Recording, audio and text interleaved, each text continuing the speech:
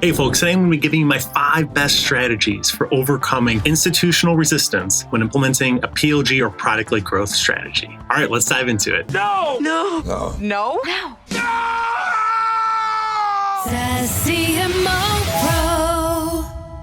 Hey guys, Bill Masitis here, former CMO CRO of Slack, CMO of Zendesk, and SVP of Marketing at Salesforce. Excited for you guys to be joining today. This is a really important topic.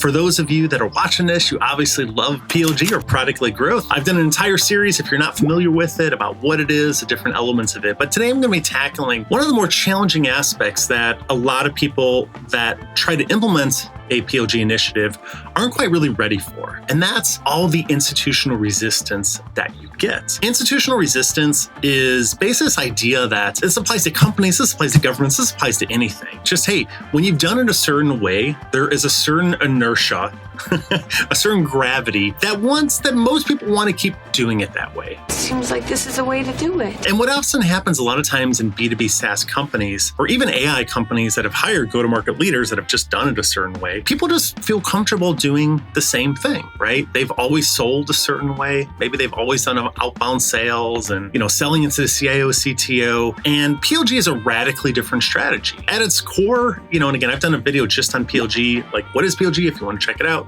link in the comments below. But at its core, PLG just means people spend more of their time in the product today. So you have to infuse your marketing into the product, your sales into the product, your support into the product, your success into the product.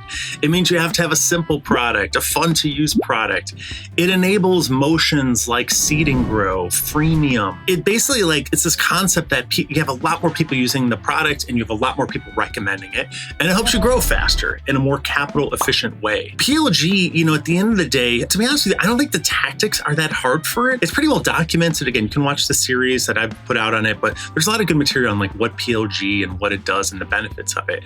I found one of the hardest things about implementing is just the institutional resistance you get from it, right? For a lot of people, that's difficult. So I'm going to walk you through today the best 5 strategies I've used to help implement PLG strategies, both at the companies I've worked for, as well as the companies I currently advise. So I currently serve as a board advisor for a lot of high growth AI and B2B SaaS startups.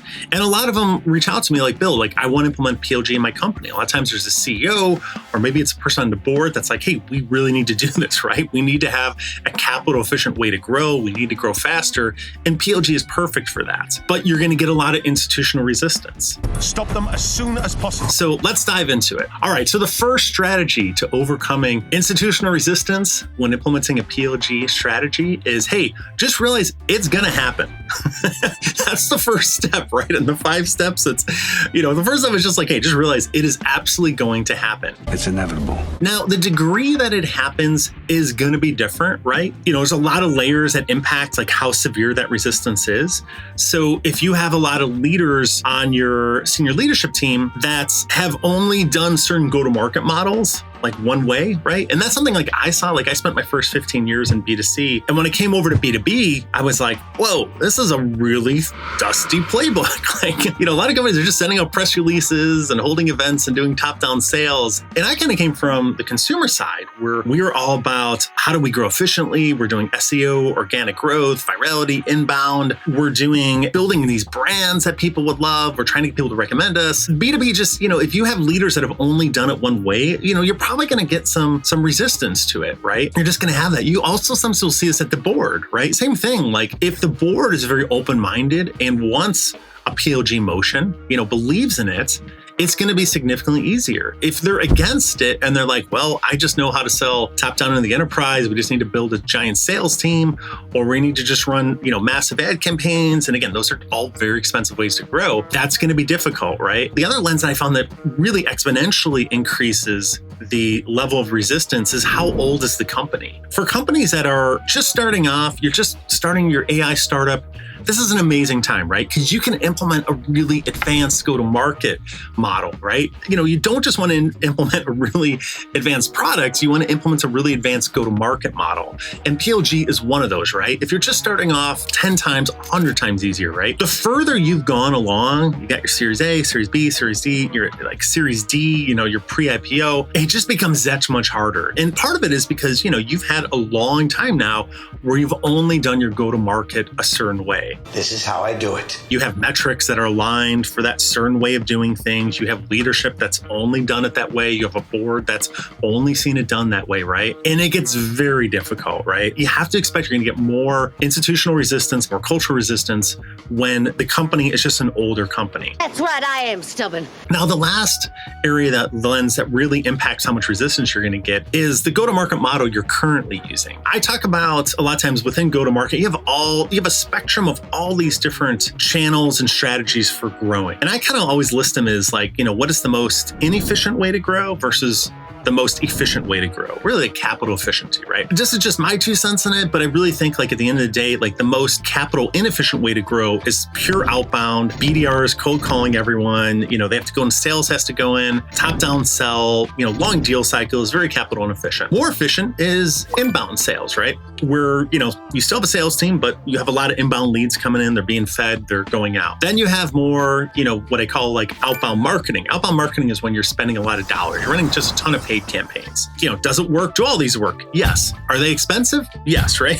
So, outbound marketing, still more efficient than outbound sales, but you're spending a lot of dollars. Then you have inbound marketing, right? Inbound marketing is SEO, it's content marketing. It's this idea of you're getting people coming to you and you're not spending a lot of programming dollars on it. And then you have what I think is the most efficient growth, which is product-led growth, right? Where you have virality loops, you have a really high net promoter score, you have a ton of people that are talking about you and recommending you, very capital efficient growth. So where you sit on that spectrum is going to, in some ways, indicate how much cultural resistance you're going to get.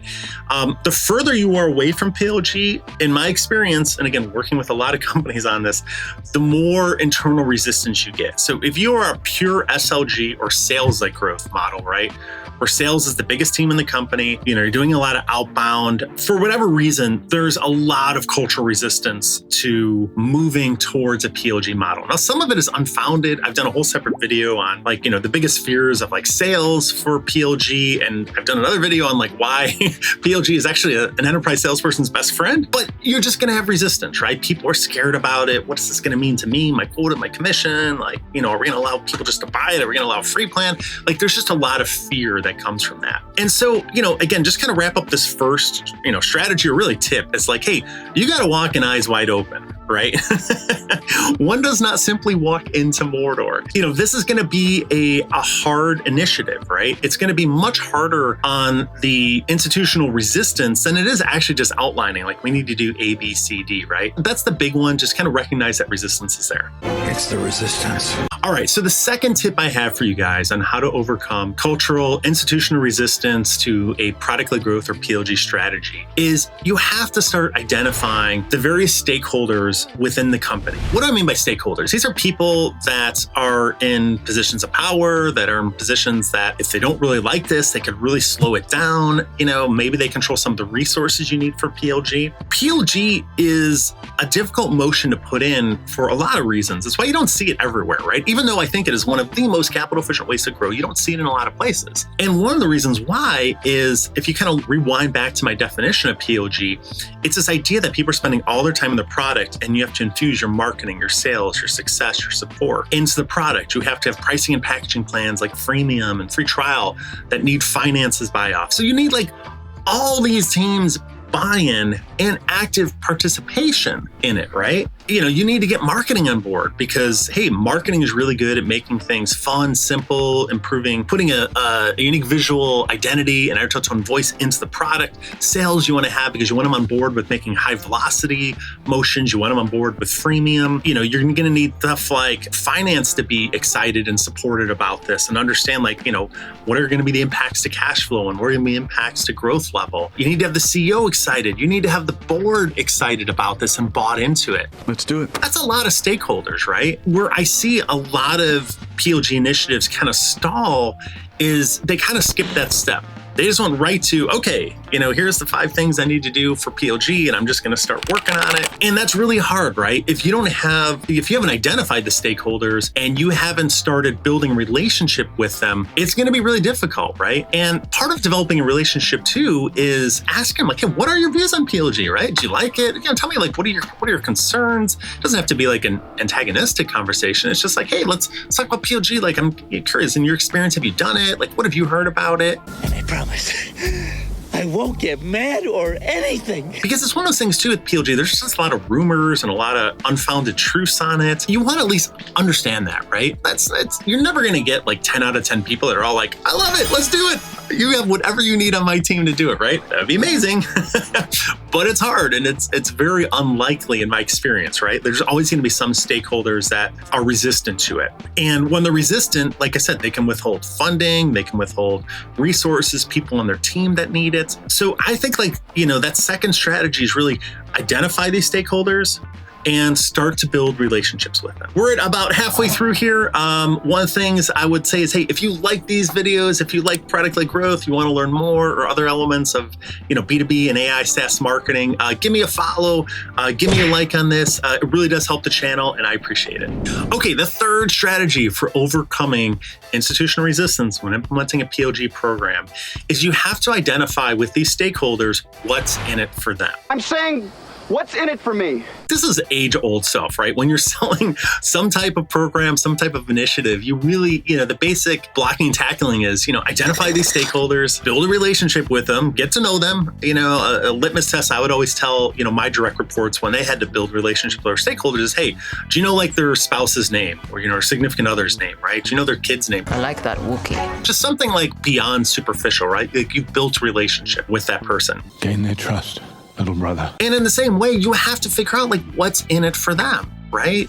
You can't just be like, hey, we got to do this, right? And this is something we need to do, and you need to give me your resources, and I need to help this. I'm going to need back-end dev. I'm going to need some creative. I'm going to need sales to talk about the objection handling, right? Like that's a lot of resources. And so you really have to think about like what's in it for them. So, hey, the board, let's talk about like capital efficient growth and why PLG is going to allow us to grow faster and more capital efficient, right? I like that. Very good. Let's talk about the CEO. Like, hey, building a PLG motion is going to have us a much more advanced go-to-market strategy. This is going to be a huge competitive advantage against our competitors who are still using an older dated model. Oh, that's good. The head of sales, hey, let's talk about why PLG is really going to help out your sales team, right?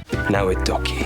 It's going to free up resources. You can move up market. All of a sudden now, because you have PLG and everybody's using it, like a lot more people know about our brand. You won't have to come in from zero.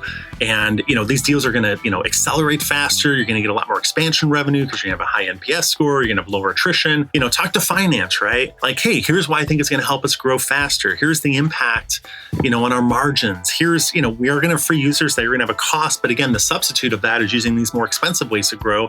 And I think it's going to make us more capital efficient. It's going to help with our multiples when we go IPO, right? And it's going to help build a lot more investor excitement about it. Whatever the team is, you need to talk to them about like, hey, how this is going to help them out. You really need to show like the value, what's in it for them. I think we gain so much more as a family unit. Okay, so the fourth strategy then to overcome institutional resistance when implementing a PLG strategy is you got to implement a campaign to sway those stakeholders, right? So you've done the hard work. You've identified with these stakeholders, built relationships with them, you've figured out what's in it for them. Well, the next step is, you almost have to treat it, if you're in marketing or whoever you are, that you're leading up this PLG initiative, you have to view it as a campaign. Right? It's not very unsimilar to a campaign that you're going to do for your B2B customers, right? Like that's going to have a long cycle to it. B2B deal sizes and B2B deal lengths tend to be much longer the more you move up market, right? You tend to see, 30, 60, 90, 1 year, 2 year deal cycles, right? When you build a marketing campaign, you kind of understand that like we're going to have a lot of interactions. I used to track this stuff. I love like multi-touch attribution modeling. And what you'll see as you really break it down is you'll see sometimes 10, 20 interactions over many months before they even become a lead. And then once they become a lead, there's another 10, 20 interactions before they actually close business. And then there's another 10 and 20 interactions before they expand and buy another product line or move up to another plan. These are long journeys. Sometimes it takes a while. And across those journeys, you're having marketing touches, sales touches, partner touches, product touches, right? And, that could be for marketing, for instance. That could be an SEM campaign. That could be press release. That could be an event they went to. That could be word of mouth, right? It's all these little interactions. And I kind of say, kind of getting back to that very first strategy, hey, just know what you're walking into. Once you kind of understand that, hey, I'm going to have some institutional resistance, you may have some people very against PLG. They're very nervous about it. They're scared about it. They have whatever reason, right? They're not super happy about it. I don't like it. You're not just going to have one conversation and convince them. Just as you're not going to see whatever you're selling. Oh, you see this amazing enterprise company and you just have one conversation. You're like, great, that's done. Send me a DocuSign. I'm signing today, right? It doesn't happen that way, right? You have to slowly think about the content you're going to create, the content for convincing these stakeholders what's in it for them. That could be written content. That could be updates. That could be just talking to them, right? Selling them and realizing this is going to have to slowly, you're going to have to educate, nurture, show industry stats about, other companies in PLG, their growth, again, whatever it is, right? But just realize this is a long campaign. So it's a really important area there. Make it so. The last item on this campaign element is think about how much time you're spending on it. So we talked about a lot of cycles with PLG and overcoming institutional resistance are on the comm side. Communicating, evangelizing, identifying these stakeholders, convincing these stakeholders. It's a lot of cycles, right? So sometimes what I'll see what happen is someone will get in charge of the PLG program. It might be someone from product, it might be someone from marketing, it might be someone from the CRO, whoever, right? Whoever's learned about it and understands the magical elixir that is PLG and what it can do for your growth and your capital efficient. You have someone excited. It could even be the CEO. But the main thing is you have to start planning and spending cycles on doing all this evangelism. Whoever gets put in charge of that, sometimes what you'll see is they will just, again, heads down. All right, I have to build a freemium plan. Okay, I have to build a more simple, onboarding flow. They're not spending any cycles on this evangelism part, on this identifying the stakeholders part, on figuring out what's in it for them. I really think depending where you are and how big the company is, if you're the leader on it, you should be thinking about spending 30, 40, 50% of your time on this, right? Because these are the things that will kill the PLG program. Any one of these outside stakeholders can really bring it to a standstill, right? If finance isn't bought in, it's really hard, right? Finance controls resources, they control headcount. No money, no hit. If product isn't bought in, they're just going to keep building features, right? And they're never going to say hey, how we have to focus here. If marketing's not bought in, they're not going to give you any creative resources. Marketing's really good at making it fun and simple. Well, now you're going to have a hard to use product, and that's really hard for a successful PLG initiative. If sales is not bought in, a lot of times if you're within a company where sales is your primary go-to-market motion, sales is just the biggest team in the company, right? You go to an offsite and, 70% of the people there are salespeople because you have regional VPs and senior VPs and all these different, salespeople. And a lot of times the other teams are much smaller, right? So you just by the number of people, if they're not bought in, right, it's going to be really difficult. You need people of intelligence on this sort of mission. So think about that. Just think about the percent of time you're spending evangelizing and getting that message out and kind of convincing these stakeholders what's in it for them and why PLG is a great thing. Okay, so my last strategy, tip number 5, when overcoming institutional resistance when implementing a PLG strategy is you have to nail the metrics, right? So metrics, in my experience and in my opinion, my humble opinion, drive people's behavior. Right? I come from the school of thought that, most people are good. Most people, when they work for you, they want to do a good job when they're part of a company. Whenever manager says, the manager, their leader, whoever, their boss says, this is what you're going to be judged on. This is your metric, right? Of course, they're going to spend their cycles on trying to, hit that goal, hit that metric, whatever that metric is. And what I found is a lot of companies, especially those that are not PLG centric, tend to really overly index on more SLG or sales-led growth type metrics. So they will overly center on just marketing. All your single goal in life is to create leads. Sales, your single goal in life